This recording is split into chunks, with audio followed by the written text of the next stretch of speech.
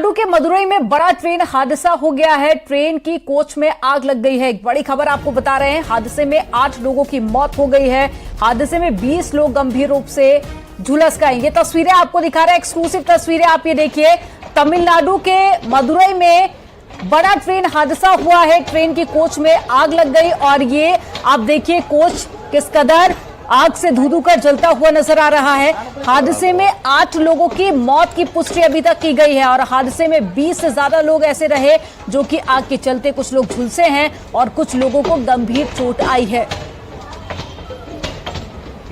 तो ये तस्वीरें आप देखिए। हालांकि पूरे मामले को लेकर अब जांच की जा रही है कि आग कैसे लगी, क्या कारण रहा इसके पीछे, और साथ ही सभी घायलों को अस्पताल में भर्ती कराया गया। देर रात का ये मामला जहां मदुरई में ट्रेन के कोच में आग लग गई।